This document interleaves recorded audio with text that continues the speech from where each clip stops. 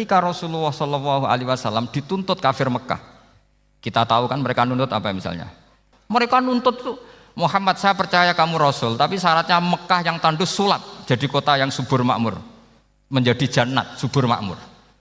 Atau begini saja Muhammad, kalau kamu gelo sama saya mangkel karena kita ada iman, turunkan saja azab, kisafah minas sama, turunkan saja azab. Atau begini Muhammad, kamu kan bilang utusan Allah, kamu datang saja bersama Allah digandeng gitu, digandeng, terus sama Allah diangkat tangan kamu, dimaklumatkan kalau kamu Rasulnya. Karena mereka dengan logika yang salah, yang dikatakan mukjizat itu sesuatu yang seperti itu. Artinya kalau kamu berpikir mukjizat yang seperti itu, berarti Anda turunan kafir Quraisy.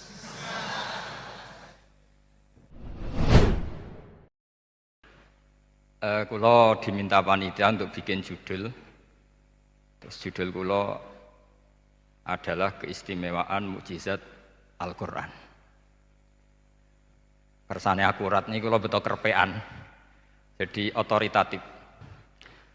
Karena kalau dalam pendapat ulama, kalau seorang mubalek atau seorang ulama atau siapa saja kok ngomong tanpa teks itu dia tersangka sebagai musyarek. Musyarek itu menandingi syariatnya Rasulullah SAW.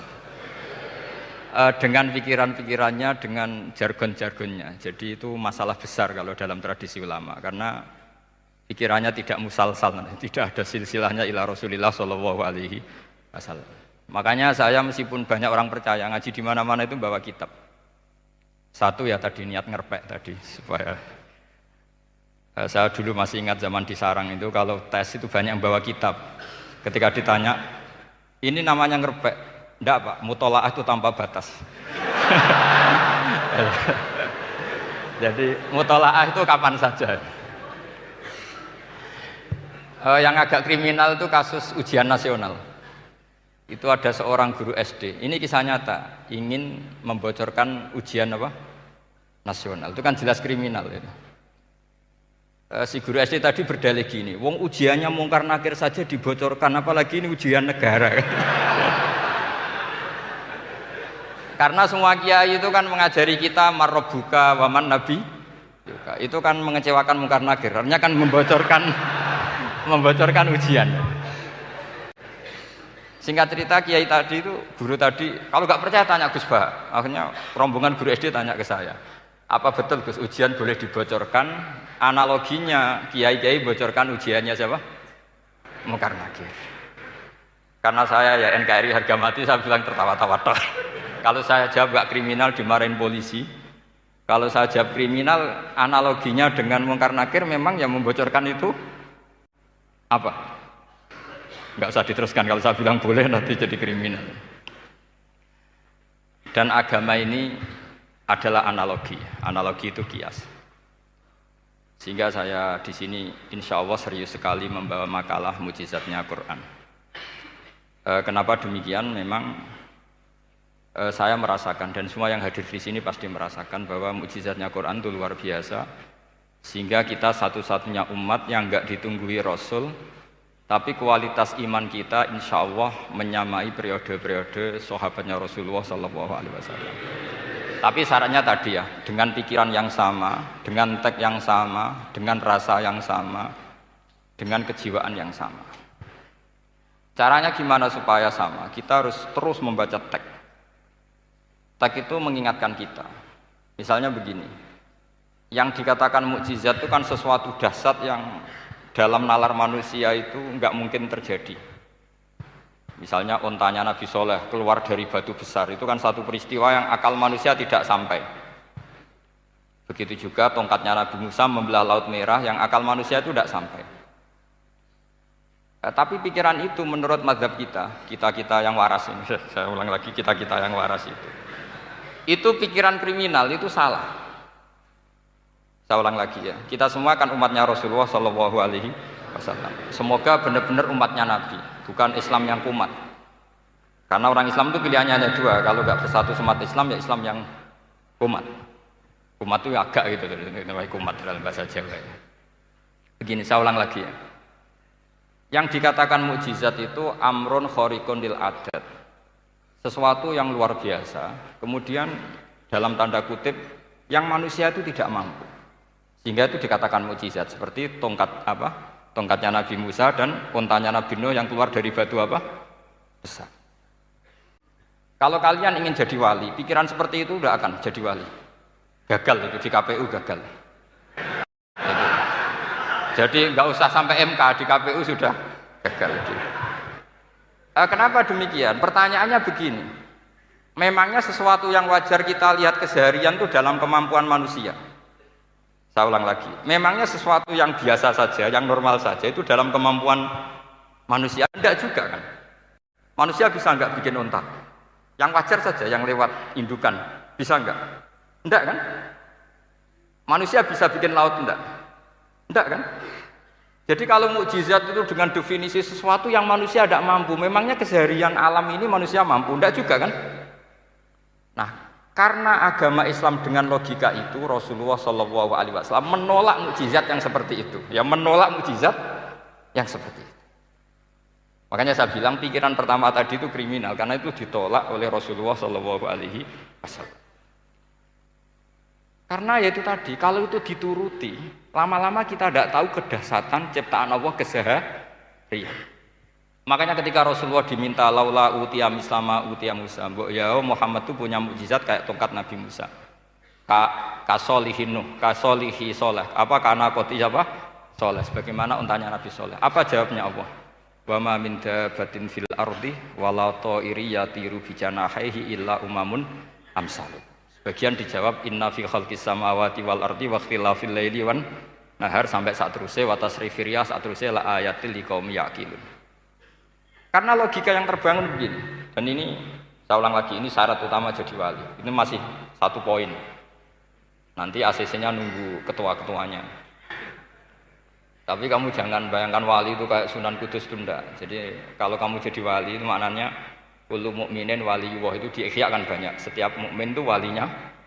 Tapi maknanya gini, waliyullahi wong sing disakeni Allah. Itu jadi enggak usah dimaknani kekasih Allah. Ya. Jadi karena dalam bahasa Arab itu waliyul yatim adalah orang yang kasihan sama anak yatim sehingga diurus segala keperluannya.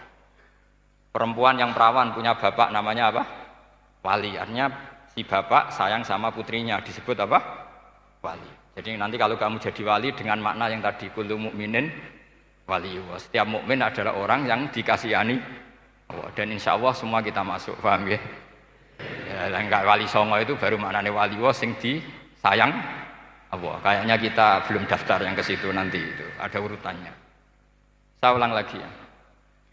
Kalau kita mengakui kudrohnya Allah nunggu mukjizat, yaitu nunggu tongkatnya Nabi Musa membelah Laut Merah, nunggu ada unta keluar dari batu. Maka itu kecelakaan besar dalam tauhid, kecelakaan besar dalam kesaksian kudratullah. Kenapa? Karena alam yang kita lihat keseharian juga tidak dalam kemampuan kita. Alam yang kita lihat keseharian juga tidak dalam kemampuan kita. Misalnya begini, kalau kamu melihat nyamuk, itu pertama Quran turun tentang nyamuk, itu orang munafik komentar, wah Tuhannya Muhammad kurangan stok, sampai contoh saja hanya seekor nyamuk. Tapi apa kata Allah? Inna Allaha la yastahi ayyadriba masalam ma ba'udatan fama fawqa. Nyamuk itu bukan sekedar kecilnya. Tidak usah kamu bikin nyamuk yang ada nyawanya, itu terlalu sulit. Sampean semua tak suruh bikin patungnya nyamuk. Gampang mana bikin patung nyamuk sama gajah? Tidak usah dikasih nyawa. Terus cari tatahnya itu dari mana? Orang Jepara pun tidak akan bisa. Belum nanti bentuk alat kelaminnya. Belum nanti uratnya alat kelamin. Belum nanti punya jantung, jantung punya urat. Jantungnya nyamuk juga punya kuman. Kumannya juga punya organ tubuh, organ tubuhnya punya urat. Apa itu tidak lebih dahsyat ketimbang tontonan mukjizat yang diperagakan para nabi-nabi sebelum Rasulullah Shallallahu Alaihi Wasallam? Maka sebetulnya ketika Quran saya katakan mukjizat ila yaumil qiyamah adalah pertunjukan Allah bikin nyamuk. Innallaha la yastahi ayyadriba mathalam ma ba'ud. Itu bagi orang alim percontohan nyamuk itu lebih dahsyat ketimbang percontohan mukjizat Nabi Musa membelah Laut Merah. Juga lebih dahsyat ketimbang pertunjukan Nabi Soleh ketika mengeluarkan unta dari apa? Batu. Dong, jelas nih. Maka umat Rasulullah, terutama ulamanya harus ngomong seperti ini terus. Dengan cerita seperti ini maka Quran jauh lebih dahsyat. Makanya mukjizatnya Quran tanpa batas. Jelas ya? Makanya kita harus bertobat secara masif, mengatakan kedahsyatan adalah nunggu sesuatu yang khariqun lil adat. Bahwa yang kita lihat keseharian adalah semua di luar kemampuan kita. Lah kita ini kan keliru, yaitu tadi, wah onta keluar dari apa? Batu. Laut merah terbelah, ini dahsyat, manusia tidak akan mampu. Memangnya manusia pernah mampu bikin laut? Memangnya manusia pernah mampu bikin nyamuk? Memangnya manusia pernah mampu bikin telur ayam? Karena keseharian seakan-akan ini tidak ayatnya Allah Ta'ala. Itu kebodohan. Makanya tidak mungkin jadi wali. Yang jenis seperti ini ya kan jadi wali. Sama tenang saja, nanti saya paling nggak sampai 1 jam karena saya tidak biasa ngaji umum. Saya mau itu karena hormati mbah saya, karena buyut saya itu orang Damaran, namanya Mbah Hafsah. Hafsah binti Maksum bin Soleh bin Asnawi Sepuh. Jadi saya ini ya turunan asli orang Kudus. Jadi saya datang tidak dalam rangka hormat jenengan, hormat mbah saya sendiri sebetulnya. Jadi jenengan tidak punya hak adami sama saya, karena saya datang tuh hormat mbah saya. Tapi saya ingin melatih iman yang benar. Saya ulang lagi, saya ingin melatih iman yang benar, karena ini penting. Sehingga Allah cara menjelaskan iman itu ya inna fi khalqis samawati wal ardi. Kamu lihat saja langit dan bumi. Seterusnya sampai waqtilafil laili wan nahar, sampai wal fulkil lati tajri fil bahri, terus sampai wa tasrifir riyah. Ini semua tontonan yang kita lihat semuanya di luar kemampuan kita. Itu tadi contoh paling gampang nyamuk, kayak apa? Apapun profesornya seseorang, apa bisa bikin nyamuk? Tidak usah yang bernyawa, patungnya saja. Coba nyamuk itu punya organ tubuh enggak? Punya. Organnya ada kumannya enggak? Ada. Alat kelaminnya ada bolongannya enggak kira-kira? Ada. Kayak apa sulitnya? Jadi andaikan saya ke umatnya Nabi Musa terus bengkei lah sama Nabi Musa, ini gue Nabi Musa keren punya tongkat. Saya akan bilang Rasulullah lebih keren karena punya Quran. Anda di sini makna kenapa mukjizatnya Quran dikatakan afdolul mukjizat, mukjizat paling keren, paling hebat. Karena menjadikan manusia punya nalar yang lebih objektif. Artinya lebih objektif. Kenapa kita hanya kagum dengan sesuatu yang dahsyat? Dengan alasan kita tidak mampu. Memangnya dengan hal-hal yang keseharian kita mampu? Tidak juga kan? Jelas ya? Mohon bener nih ya? Mohon bener di mana ini? Mohon gini malam selai didandani bareng-bareng. Mohon bener ya? Sehingga iman di era Rasulullah SAW itu gak lagi butuh sesuatu yang khariqun lil. Kedua pertimbangannya Rasulullah Muhammad SAW, mukjizat yang khariqun lil adat itu resikonya lebih tinggi untuk tidak abadi. Nanti saya bacakan takbirnya. Misalnya tongkatnya Nabi Musa itu hanya disaksikan oleh orang yang di era itu. Itu pun yang kebetulan menyaksikan. Saya ulang lagi ya. Resiko mukjizat mahsusah istilahnya, mukjizat yang bisa dilihat dengan indera. Itu resikonya hanya dilihat orang yang di saat itu menyaksikan. Gimana? Ini prosedur. Ak gaul nih. Ngangge peci, mboten. Terus gimana? Oke. Saya teruskan lagi ya. Niki mau normal nih. Mboten kebanteran nih. Mboten kebanteran nih. Saya ulang lagi ya. Jadi yang dikatakan mukjizat itu seringnya kan dikasih definisi satu pertunjukan yang di luar kemampuan manusia. Sehingga tongkat Nabi Musa membelah laut merah disebut apa? Mukjizat. Ontanya Nabi Soleh keluar dari batu disebut apa? Terus lucunya disebut alasannya karena manusia tidak mampu. Memangnya manusia mampu bikin onta normal yang lewat indukan? Mampu enggak? Enggak. Artinya umatnya Rasulullah lebih sering melihat kekuatan Allah Subhanahu wa ta'ala kulla waqtin wa hinin, setiap saat, karena cara berpikir sudah dibenahi Al-Qur'anul Karim. Paham ya? Maka untuk jadi wali umatnya Nabi itu lebih mungkin karena melihat kedahsyatan Allah setiap saat. Tidak usah nunggu sesuatu yang super kayak apa? Kan filakil bahri, sebagaimana laut terbelah oleh tongkatnya Nabi siapa? Musa. Terus ketiga, kalau logika mukjizat gini itu terus menerus, seperti yang dialami Nabi Musa, resikonya adalah umat selalu menuntut hal yang aneh-aneh dan melupakan hal yang pokok. Itu lebih bahaya lagi. Misalnya begini contoh gampang. Kita ini hidup di bumi setelah sampean belajar ilmu falak atau astronomi atau belajar geologi.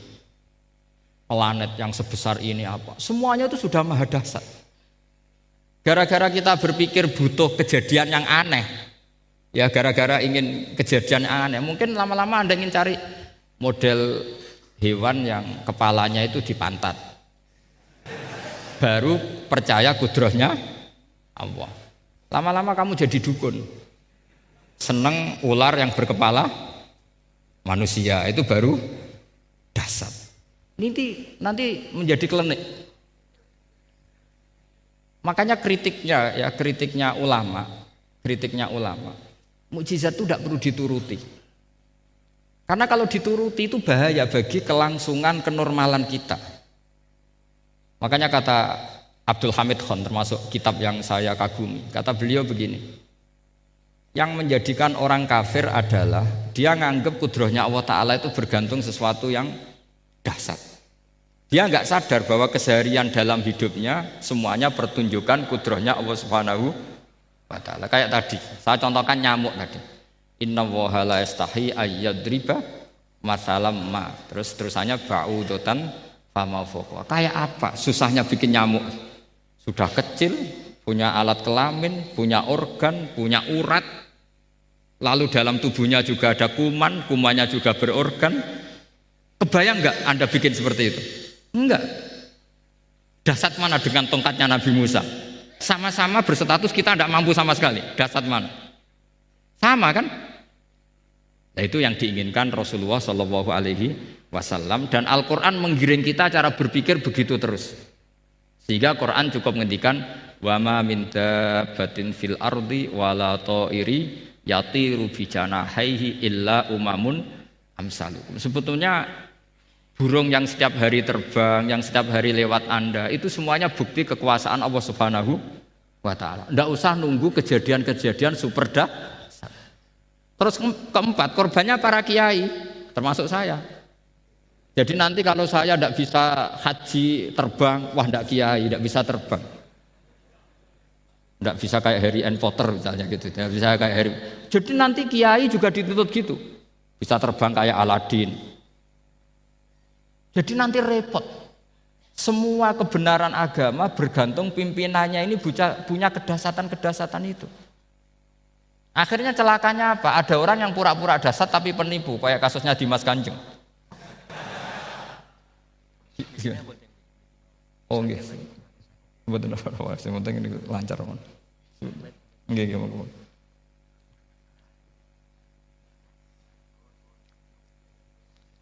Jadi makanya nanti itu saya akan memberi penjelasan tentang apa? Mukjizatnya Al-Qur'an, kenapa disebut mukjizat paling apa? Dahsyat. Ini saya bacakan teks pokoknya ya supaya sampean tahu. Ini tabarruk sama Imam Bukhari ya. Redaksi yang diriwayatkan Imam Bukhari, qala Nabi sallallahu alaihi wasallam, ini ikut kitab Fadhailil Quran. Ma minal anbiya'i nabiyyun illa u'tiya minal ayat ma misluhu amana alaihil bashar. Wa inna ma kana alladhi utituhu wahyan awhahu wa ilayya fa arju an akuna aktsarahum tabi'an yaumal qiyamah. Jadi semua nabi punya mukjizat, yang lewat mukjizat itu orang dipaksa iman. Karena dahsyat tadi, saking dahsyatnya terus cocok tidak cocok itu percaya. Tapi kata Rasulullah, mukjizat saya itu berupa wahyu, yaitu Al-Quran, dan saya berharap dengan mukjizat itu saya adalah nabi paling banyak pengaruhnya yaumal qiyamah. Maknanya paling banyak orang yang iman.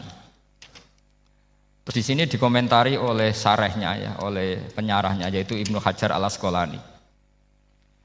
Ya saya baca Arabnya saja. Sampai harus pura-pura paham jadi keren. Jangan minta saya terjemah nanti harus pura-pura paham. Bagus kok, mantas sabahabi qaumin fawa napa minhum. Jadi bergaya orang kaya ya dikira apa? Kaya. Bergaya ulama ya dikira apa? Ulama. Nanti bergaya wali juga dikira wali. Saya baca ya, ini luar biasa menurut saya. Al makna annal mu'jizati al madiyata kanat khissiyatan tusyahadu bil absor kana qoti soleh wa asa Musa. Wa mu'jizatul Qur'ani tusyahadu bil basirah. Jadi kayak tadi, kedahsyatan tongkat Musa itu karena apa? Laut kok bisa dibelah sebuah tongkat. Itu aneh.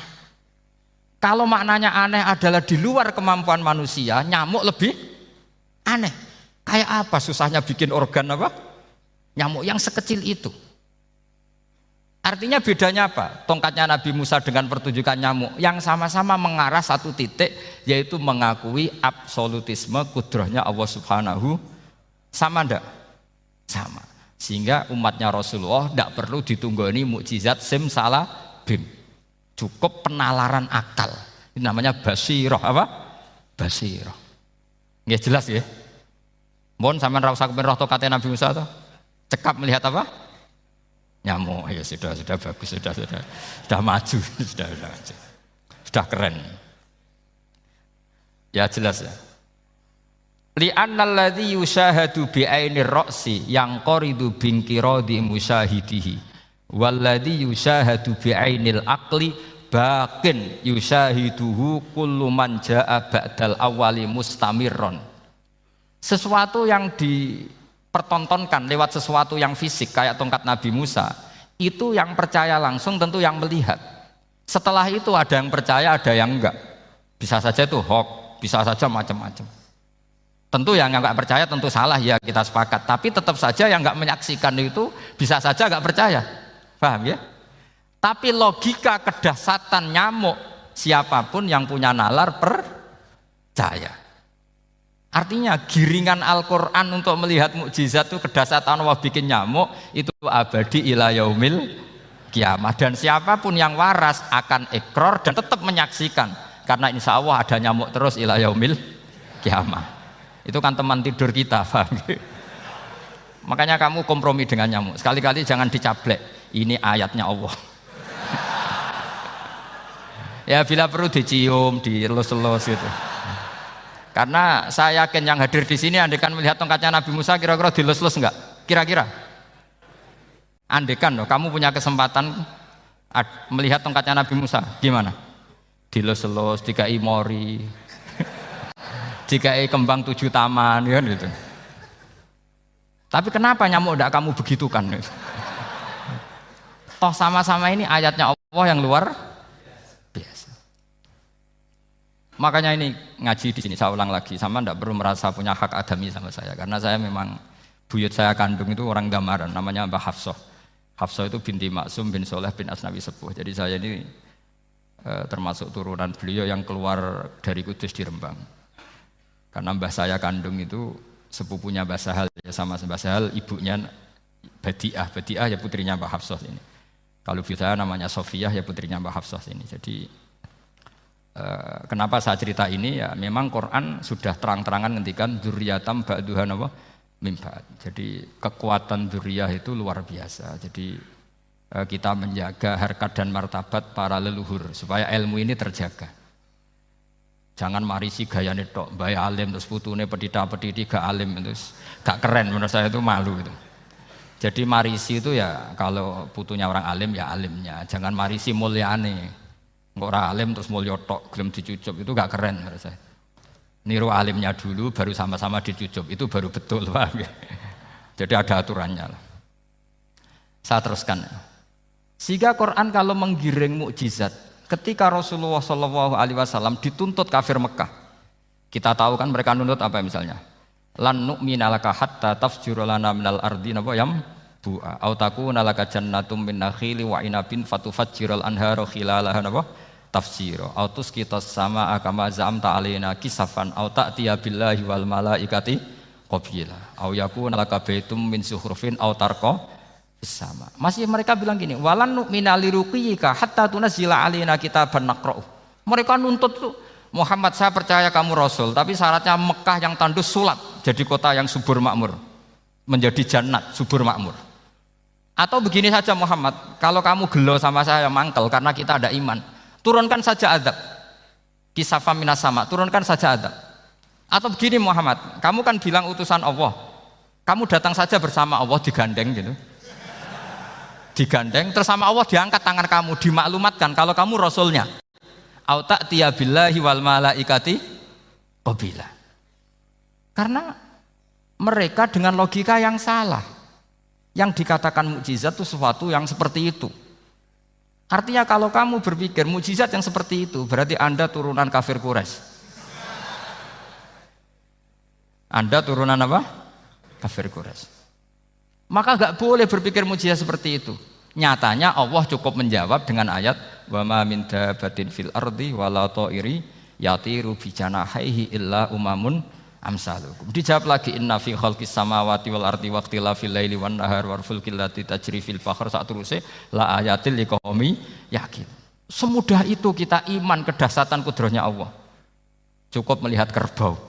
Kok bisa ya jaga populasinya? Padahal tidak pernah dia seminar cara jaga populasi. Nyatanya tetap terjaga. Tanpa lamaran ya bisa jaga keturunannya. Tanpa sesar ya anaknya lancar. Tanpa sesar kan? Artinya mereka bisa. Karena di sini ada kudratullah. Ada apa? Ada kudratullah. Nah, kalau iman seperti itu, Anda baru betul. Yaitu yang disebut Allah ya tanazzalul amru bainahunna lita'lamu annallaha ala kulli syai'in qadir wa annallaha qad ahata bi kulli syai'in ilma. Semua urusan di alam raya ini hanya Allah ingin mempertontonkan bahwa saya kuasa. Jadi tidak perlu nunggu yang aneh-aneh. Sehingga andaikan saya ketemu Nabi Musa dan ketemu Rasulullah Muhammad SAW, pasti saya milih Nabi Muhammad sebagai ketua. Karena Nabi Muhammad yang bikin sarana iman dengan sarana yang seluas-luasnya, dan sarana ini tidak habis dan ada di mana saja, yaitu sarana ikrar bahwa Allah kudroh dan kudrohnya tanpa batas. Nabi bikin sarana apa saja, melihat langit, bumi, lautan, nyamuk, hewan, semuanya sarana untuk ikrar kudrohnya Allah Subhanahu wa ta'ala. Sementara Nabi Musa mempertontonkan hanya nunggu mukjizat sing khariqun lil adat. Paham ya? Makanya wajar kalau Nabi bergelar Afdolul Ambiya Sayyidul Awwalin wal Akhirin. Karena memang lebih efektif cara menggiring supaya orang iman. Sekarang sudah tahu kenapa Nabi jadi Sayyidul Awwalin wal Akhirin? Sudah. Mungkin kemarin-kemarin tahu, tapi gak tahu logikanya. Pokok iman. Selewat ke musola ngaji iman. Itu iman yang kurang betul itu, karena tanpa nadzor. Itu namanya taklid yang statusnya mukhtalaf alaih, masih disidangkan di MK, paham ya? Iman. Jadi iman taklid itu iman yang masih disidangkan oleh para ulama. Ada hakim yang bilang sah, ada hakim bilang tidak sah. Tanya anak-anak Qudsiyah. Imanul muqallid itu mukhtalaf alaih apa mujma' alaih? Mukhtalaf alaih. Kalau imanu ahli nazar mujma' alaih. Insyaallah barokahnya ngaji ini semuanya min ahli nazar, apa? Min ahlin, jangan amin sudah jadi, ini sudah jadi ini. Kalau amin kan masih berdoa, bisa makbul bisa ndak. Nggak boleh iman kok. Ayo iman kepada Allah dan Rasul, amin, ndak boleh. Sesuatu yang pasti ndak boleh diamini, itu kan jadi kacau nanti. Harus bilang apa? Sami'na wa ta'na. Nanti lama-lama kamu disuruh Allah, ayo sholat, amin. Ndak boleh. Jadi amin itu ada itu.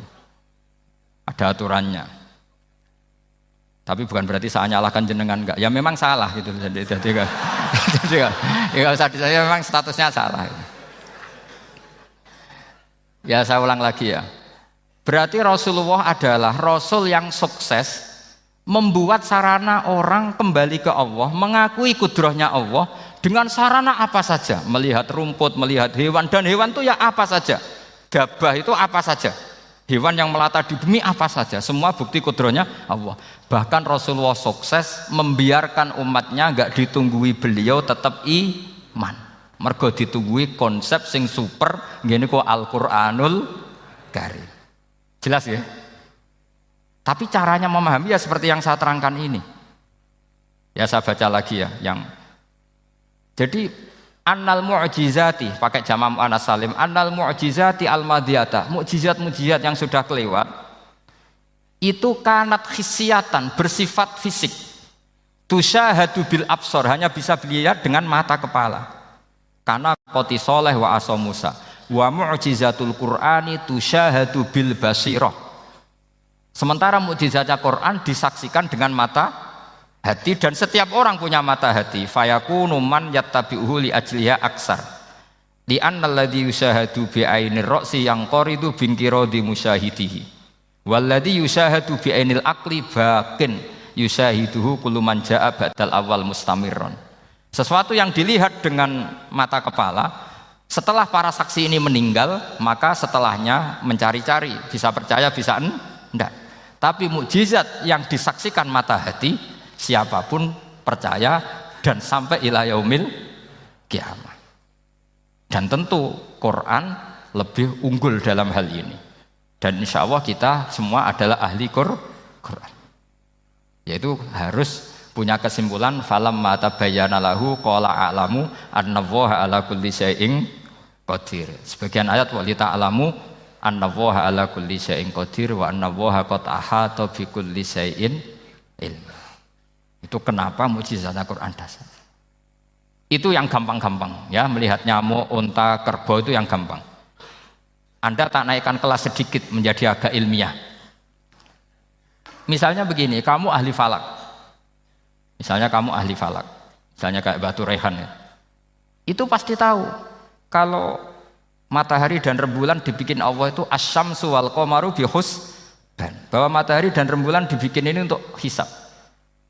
Walladzi ja'ala syamsa diya'a wal qamara nuran wa qaddarahu manazila li ta'lamu 'adadas sinina wal hisab. Sehingga ketika ternyata betul samsiyah bisa dihitung menjadi tahun samsiyah, yang oleh bahasa milenial disebut Masihiyah. Sayyidina Umar agak tersinggung. Sebetulnya yang namanya hisab itu tidak ada hubungannya dengan Masehi dan Hijriyah, itu tidak ada. Semua berdasar matahari atau apa? Rembulan. Lah sialnya yang samsiyah ini oleh bahasa internasional disebut apa? Masehiyah. Makanya Sayyidina Umar marah terus bilang ya sudah kalau gitu Qamariyah bikin apa? Hijriyah. Jadi itu sebenarnya nama politik. Sebetulnya kalau objektif yang jadi ukuran ya samsiyah sama Qamariyah. Berhubung ini sudah diambil tetangga partai sebelah, akhirnya ya kira-kira gitu loh. Jadi kira-kira seperti itu. Akhirnya kita namanya apa? Hijriyah, apa samsiyah sama apa? Hijriyah. Sebetulnya yang asli ya samsiyah, Qamariyah. Tapi nggak apa-apa lah. Dunia itu mesti ada politiknya. Lah yang repot orang-orang fanatik hukum pakai bahasa nasional itu repot. Jadi misalnya kematian Yesus Kristus itu mesti Batu Rehan kan nggak percaya. Akhirnya ditambahi kematian Sibeh. Karena kalau bilang iya kan percaya. Makanya ditambahi apa? Sibeh. Karena menurut orang Islam berkeyakinan Nabi Isa itu nggak terbunuh. Maka ditambahi apa? Sibeh. Saya dulu pernah usul. Karena beliau itu kalau manggil bahasa itu bude. Jadi saya pernah sowan usul. Mbak ditulis gini saja, Mbak. Kematian Yesus dalam kurung katanya. Tapi mungkin terlalu vulgar ya. Jadi akhirnya dibikin apa? Sibeh. Di kalender Kudus kan apa? Sibeh, ditambahi Sibeh. Ya nggak apa-apa lah. Yang penting keyakinannya masih benar gitu. Jadi masih benar. Kalau usulan saya terlalu ekstrim, masa dikasih apa? Katanya. Ya karena memang begitu kan, kita berkeyakinan Nabi Isa itu gak terbunuh. Wa ma qataluhu wa ma sholabuhu walakin syubbihalahu. Jadi ini saya teruskan. Ini paling masih seperempat jam ini. Kalau kelamaan sampai dolim itu ganggu kiai lama-lama gitu. Saya tadi sudah bilang sama panitia, orang Indonesia itu gak sopan. Kalau suka kiai itu didatangkan. Itu agak masalah sebetulnya. Dalam etika itu masalah. Kalau seneng kiai ya sowan ngaji. Jangan sowan di dalam, itu ganggu ya, sowan ngaji saja. Dulu Imam Malik itu anaknya raja itu, Imam Malik itu seangkatan dengan Harun Ar-Rasyid. Makanya jangan berharap kalau saya gampang diundang. Bukan karena saya sombong, memang etikanya seperti itu. Jadi Imam Malik diminta datang ke istana untuk ngajar anak-anaknya Harun apa? Ar-Rasyid. Masyhur Imam Malik tersinggung terus kata bilang al ilmu yu'ta la ya'ti. Ilmu itu disowani bukan sowan. Akhirnya Harun Ar-Rasyid minta anak-anaknya datang ngaji ke Imam Malik. Itu anak presiden. Imam Malik berani al ilmu yu'ta la ya'ti. Tapi kalian beruntung karena saya hormat sama mbah-mbah saya di sini. Wong makom buyut saya itu ya berarti apa ya? Selatannya makamnya Sayyid Ja'far Shadiq itu di situ kan ada makamnya Mbah Soleh, Mbah Maksum itu mbah saya. Nah, makanya dulu saya ngaji di sini lama di Damaran itu. Maksudnya lama itu ya mungkin setahun. Karena saya memang mulai kecil di Sarang sampai sekarang saya masih ngajar di Sarang. Tapi dulu cukup ya karena saya kesini sudah hafal Quran jadi hanya setor setiap hari satu juz jadi cepat lah. Saya tidak punya masalah ingatan, alhamdulillah. Jadi cepat hafal. Saya terangkan lagi ya. Ini penting ya masalah mukjizatnya Quran. Selama ini orang tuh mau bilang tok, mukjizatnya Quran itu dahsyat, tapi nggak bisa menerangkan. Itu masalah. Makanya kita harus bisa menerangkan mukjizatnya Quran dahsyat itu apanya. Yaitu tadi, tongkatnya Nabi Musa hanya disaksikan oleh orang yang di era itu. Toh tujuannya mukjizat adalah diakui kemudian orang menjadi iman. Lalu Rasulullah SAW beliau sudah intaqala ila rafiqil a'la.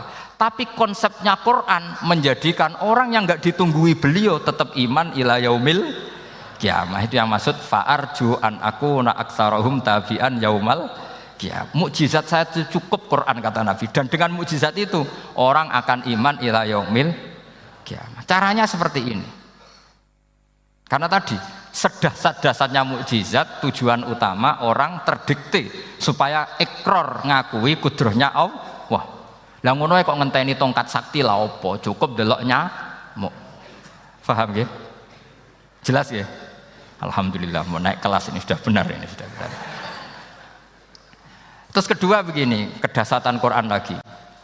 Quran itu bisa merunut mentartibkan logika, bahkan logika ini logika yang universal. Siapa saja merasakan logika itu. Misalnya begini, dulu orang kafir itu punya Tuhan banyak, tentu yang dipertuhankan ya mana? Yang dipertuhankan itu banyak, karena pikiran mereka urusan banyak, problem banyak, ya Tuhannya harus banyak. Ada BPKB 3D kan, istri cerewet macam-macam lah, itu kan problemnya banyak, maka Tuhannya harus banyak. Karena Tuhan itu maknanya penyelesai masalah. Sehingga kalau masalahnya banyak, Tuhan harus banyak. Ketika Rasulullah membawa konsep satu Tuhan, mereka janggal. Makanya mereka bilang, aja'alal alihata ilaha wahida inna hadza lasyai'un ujab. Masa Tuhan satu? Ini aneh, nggak bisa. Tuhan harus banyak karena masalah kita banyak. Itu terpatri di otak mereka terpatri. Lalu Nabi dengan santai diajari Allah menerangkan, andaikan kalian punya majikan banyak dan perintahnya beda-beda, kamu suka enggak? Ya enggak suka, Mat, enggak enak. Punya majikan banyak itu udah enak. Milih mana majikan banyak sama satu? Satu aja, Mat. Tuhan kamu adalah majikan kamu. Kalau banyak kamu bingung. Ya, Mat, satu aja, Mat. Itu segampang itu. Jadi menggiring, Tuhan itu kan bos kita, tuan kita. Kalau banyak berarti yang memerintah kita banyak dan bisa konflik bos-bos kita ini karena berebut anak buah tadi.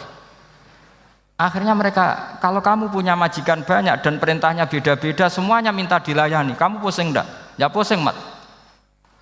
Minta mana? Majikan banyak sama satu? Satu saja, Muhammad. Ya Tuhan kamu adalah atasan kamu, maka harus satu. Mereka paham. Oke, Mat, Tuhan satu. Itu yang dimaksud dorobawaw matalar rojulan fihi syuraka umutasyakisuna wa rojulan salamal lirojul hal yastawiyani masalah. Langsung alhamdulillah, karena mereka yang paling bodoh pun paham dengan logika itu, paham kalau Tuhan banyak perintahnya banyak kita repot. Maka Allah bikin satu masalah, yaitu rojulan fihi syuraka umutasyakisuna wa rojulan salamal lirojul, satu lelaki satu bos satu perintah. Kayak apa mudahnya Allah. Kemudian mereka tetap menuhankan Lata, Hubal, dan Uzza karena mereka dipertuhankan. Sebenarnya nggak pernah Tuhan tapi dipertuhankan. Allah memberi contoh itu sederhana sekali. Wa daraba Allahu mathalan rajulaini ahaduhuma abkam la yaqdiru ala syai'in wa huwa kallun ala maulah aina ma yuwajjihu la ya'ti bi khair hal yastawi huwa may ya'muru bil adl. Kata Rasulullah, Lata itu menurut kamu apa? Ya Tuhan kami. Muhammad, Hubal ya Tuhan kami, Uzzal ya Tuhan kami. Lalu kalau mereka kotor ya saya mandikan, kalau hidungnya coplok ya saya tata. Terus kata Rasulullah begini, kamu mau enggak punya budak atau pembantu yang buta, tuli, bisu? Kamu mau enggak punya pembantu loh ya, pembantu itu budak zaman dulu. Kamu mau enggak punya pembantu yang buta, yang tuli, yang bisu? Wah gak doyan mat, nggak apa pembantu ngono. Yang pembantu saja kamu enggak mau yang gitu kok malah punya bos begitu. Orang yang tuli, yang bisu, yang kopok, jadi pembantu saja nggak layak kok malah jadi pangeran. Paham ya? Arca dan berhala itu kan nggak bisa apa-apa. Kamu mau gaji ngasih THR pembantu yang kopok, bisu, picek, mau? Wong jadi pembantu saja nggak sah kok mau jadi apa? Tuhan atau jadi majikan. Jadi Allah bikin contoh gampang sekali. Wa daraba mathalan rajulaini ahaduma abkam la yaqdiru ala syai'in, enggak bisa apa saja. Wa wa kallun amala maulah, anane ngrepoti tok. Inama yuwajjihu la yati bi khair. Mudah sekali. Akhirnya mereka berbondong-bondong iman karena logikanya ditata oleh logika Al-Qur'an. Makanya agama ini sebenarnya enggak pernah datang dengan kekerasan, itu enggak pernah. Bil hujjah, dengan argumentasi. Itu disebut qul falillahil hujjatul baligh. Nah sekarang orang rapati soal argumentasi, senengannya neror. Nah, itu rapati ngaji. Sebenarnya agama ini mudah. Ad-dinu yusrun, agama ini mudah, logikanya gampang. Untuk tidak menuhankan Yesus atau Isa, Quran juga datang dengan penjelasan yang enggak jelimet, yang gampang saja. Kata Allah, mal masihu ibnu maryam illa rasul qad khalas min qablihir rusul wa ummuhu siddiqah kana yakulanit. Kok arani pangeran piye? Nek mangan ya lesu. Kamu kebayang enggak misalnya punya Tuhan terus mbok gratisi pas marung. Terus kamu bangga, alhamdulillah tadi Mbah habis nggrasiti Tuhan. Tadi kelihatannya kelaparan, tak gratisi, senangnya bukan main. Kamu mau punya Tuhan yang seperti itu? Mau? Enggak mau kan? Allah menjelaskan kana yakulanit. Kudoyan sego, artinya nak orang mangan yo lemes. Pas kamu minta, ternyata Tuhannya baru lemes. Jadi Quran itu tidak sinis enggak, tapi menggiring logika bahwa ini tidak mungkin Tuhan. Wong kana yakulanit. Gampang kan? Itu gampang. Gampang sekali, logika Quran itu gampang sekali. Dan masalahnya kita sekarang tidak mengkaji Quran yang sisi ini. Ya termasuk kritik kita ya, tapi ya sudahlah, ini dunia ya macam-macam. Ono sing ngaramno lomba, ono sing mendukung lomba, macam-macam. Saya tidak dalam posisi mendukung dan menolak. Saya 0-0, jadi tidak ke kanan tidak ke kiri dalam konteks tadi. Karena ya sudahlah, itu sudah takdir, semuanya takdir. Ada yang setuju lomba, ada yang mengharamkan apa?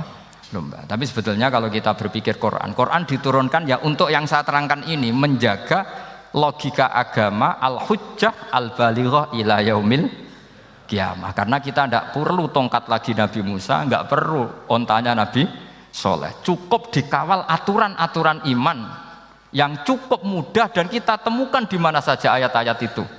Yaitu wa ma min dabatin fil ardi wala ta'iri yatiru bi janahihi illa umamun amsalukum, atau inna fi khalqis samawati wal ardi, dan seterusnya. Nah, cara berpikir gimana Gus? Gampang tadi. Kalau tongkat Nabi Musa membelah laut adalah hal yang kita tidak mampu. Memangnya kita mampu bikin langit bumi? Tidak mampu kan? Berarti ini sudah cukup menjadi ayat kekuasaannya Allah. Jelas kan? Maka mukjizat Quran ini mengawal umatnya Rasulullah SAW ila yaumil kiamat dengan logika seperti itu. Saya ulang lagi, dengan logika seperti itu. Maka ulama enggak boleh berhenti seperti saya ngomong terus seperti ini. Makanya ngendikane Allah, lam yakunil ladzina kafaru min ahlil kitabi wal musyrikina munfakkina hatta ta'tiyahumul bayyinah. Bayyinah itu apa? Rasulun minallah yatlu suhufam mutahharah. Orang kafir semuanya kata Allah, baik berkategori kafir musyrik maupun kafir ahli kitab, itu tidak akan tercerabut dari akar kesalahan mereka, dari cara berpikir mereka, hatta ta'tiyahumul bayyinah, sehingga datang satu kejelasan yang jelas welo-welo. Itu apa? Rasulun minallah yatlu suhufam mutahharah, yaitu rasulnya Allah yang membaca sahifah-sahifah suci, maknanya Al-Qur'an. Untuk menafikan ketuhanan berhala, ketuhanan Yesus, kita cukup dengan konsep Quran. Kayak tadi kana yakulanit, termasuk untuk menafikan Tuhan balita, paham ya? Tuhan apa? Fir'aun. Ini contoh terakhir, sampean siap-siap saja selesai. Karena saya memang mau selesai ini, bukan guyon, memang mau selesai. Karena menurut saya mukjizatnya Quran itu jelas. Jadi diterangkan seperempat jam ya jelas, 10 menit ya jelas. Kalau kamu butuh lama, berarti kamu menyaksikan kejelasan Al-Quran. Dan itu kriminal besar itu. Kalau nggak boleh dibahasakan murtad besar, ya kriminal apa besar. Nggak guyon, betul itu. Saya tadi mau nyontohkan apa tadi? Tuhan balita ya. Fir'aun itu berdebat sama Nabi Musa. Singkat debat begini, kalau nggak salah di J19, kalau nggak salah di surat Syu'ara, dicari sendirilah. Pertama ditanya gini, Musa kamu kesini ada apa? Ya bawa konsep Tuhan, yang jelas itu tidak kamu ya. Lalu Tuhan kamu siapa? Rabbus samawati wal ardi, yang menuhani langit dan bumi. Si Fir'aun masih berkelit. Begini, soal yang di bumi, saya jalan-jalan kemana-mana, setahu saya yang jadi Tuhan saya. Ma'alim tulakum min ilahin apa? Ghairi, di mana-mana yang dituhankan saya. Soal kemungkinan di langit begini, tunggu saya. Terus di Haman dipanggil, ya Haman ibnili sorhal ali abluhul asbab as-samawati fa'attali'a ila ilahi Musa. Haman, bikinkan saya piramida yang tinggi. Saya mau lihat Tuhannya Musa, apa betul ada? Padahal andaikan terjadi piramida kan Tuhan pun nggak bisa dilihat. Wong sampean yang wali saja tidak bisa melihat. Wali tadi yang sing disakeni Allah tadi itu aja nggak bisa melihat. Apalagi Fir'aun. Akhirnya Nabi Musa sadar bahwa logika itu tidak masuk ke Fir'aun, tidak masuk. Padahal ada pengawalnya banyak. Dan karena semua Nabi Fatona itu ibarat mobil ganti gigi. Ganti gigi, ganti argumentasi. Gini saja, yang menuhani leluhur kamu, mbah-mbah kamu. Wah, itu sontak kaget Fir'aun. Pengawalnya ya kaget. Oh iya, kalau Fir'aun ini Tuhan, mbah-mbahnya tanpa Tuhan. Kan Tuhannya datang terlambat. Berarti mbah-mbahnya dulu itu tanpa Tuhan, karena ini ada Tuhan balita itu ada itu. Akhirnya hampir separuh, mungkin hampir semua pengawalnya Fir'aun itu iman semua. Meskipun yaktumu imanahu, ini yang diceritakan Quran, wa qala rajulun mu'minun min ali fir'auna yaktumu iman. Karena runtuh, semua logika Fir'aun sebagai Tuhan itu runtuh. Hanya dengan logika, kalau kamu Tuhan, lalu mbah kamu Tuhannya siapa? Fir'aun mangkel. Wah bahaya logika Musa, tangkap Musa, udah gak debat lagi. Kayak apa mudahnya logika Quran untuk menafikan ketidaktuhanan Fir'aun. Yaitu mengatakan Rabbukum wa Rabbu abaikumul awwali. Karena dikatakan Tuhan langit, Fir'aun masih berkelit. Nanti dulu saya mau bikin piramida, mau saya lihat ada enggak Tuhan kamu. Nabi Musa langsung genti gigi, yang nuhani mbah-mbah kamu.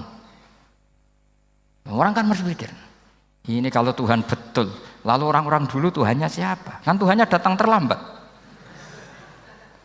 Nah itu lagi-lagi, dan kita baca Quran itu ila yaumil kiamah. Makanya tidak ada umatnya Rasulullah SAW kemudian imannya itu ada syak, nggak ada sama sekali. Karena dzalikal kitabu la raiba fihi mir rabbil alamin. Ya, mohon cekap ya. Mpun gampang nih. Masalah sama kalau masalah. Jadi karena kebenaran Quran itu adhar wa adhar, sangat jelas. Sehingga nggak perlu butuh orasinya saya. Sebenarnya nggak perlu. Saya yakin, sampean sebelum saya terangkan ya sudah iman, sudah betul. Ini kan akal-akalan saja saya dimanfaatkan. Karena ya menurut saya itu ya sudah adharu min samsi dhahira kalau dalam bahasa Arab. Kebenaran sejati itu lebih jelas ketimbang matahari di siang hari. Karena ya tadi logika. Ya saya tambah satu contoh lagi, semoga ini selesai betul. Kemudian Quran misalnya gini, sampean tak bedai. Kamu bisa melihat itu karena apa? Ini misalnya apa? Kertas yang saya bawa ini kan kuning. Kamu bisa melihat itu karena apa? Mata kan? Nah itu masalah. Karena melihat kamu dengan mata, sekali ini tak tutupi, kamu tidak tahu. Atau kamu jauh menjadi tidak tahu. Karena mata bisa terhalangi oleh jauh atau tertutupi. Beda dengan Allah. Allah itu kalau merumuskan tahu itu bukan karena melihat, karena menciptakan. Makanya Allah bilang ala ya'lamu man khalaqa. Apakah tidak tahu orang yang membuat? Misalnya ini, kertas ini kuning. Sama saya tak tutup begini. Kemudian kitab ini tak tinggal, saya datang ke Jakarta. Saya tetap tahu enggak kalau dalam ini ada kertas kuning? Tahu, karena saya yang menciptakan. Paham ya? Kamu bangun satu bangunan, di dalamnya ada besi ukuran sekian. Di situ kamu menyimpan emas setengah kilo. Setelah kamu pergi kemana-mana masih tahu enggak? Tahu, karena kamu yang menciptakan. Sehingga ketika kita janggal, masa Allah pirsa semua alam ini? Logikanya gampang, masa yang bikin tidak tahu. Makanya Allah bilang ala ya'lamu man khalaqa. Paham ya? Jadi gampang sekali. Mukjizatnya Quran tuh gampang sekali. Nak raro kebangetan gitu. Ampun nggih, Al-Fatihah. A'udzubillahi minasyaitonir Bismillahirrahmanirrahim. Alhamdulillahirabbil alamin arrahmanirrahim. Iyyaka na'budu wa iyyaka nasta'in. Ihdinas siratal mustaqim. Shiratal ladzina an'amta 'alaihim ghairil maghdubi 'alaihim waladdallin.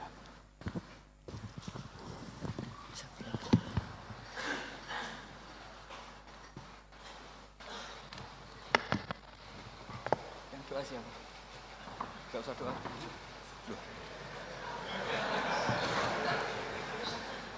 Kalau doa itu sunatnya khufyah rahasia, jadi tidak bisa mic. Bismillahirrahmanirrahim. Wala alihi washabbihi baraka wasallam. Wa maj'alna mutahabbina fika mutanasina mutanasina fika mutabayyina. Waj'alna ya Allah ma yaqumu bi hadhihi al-amri wa ila kalimat immatuna fi hadhihi al-kalimah.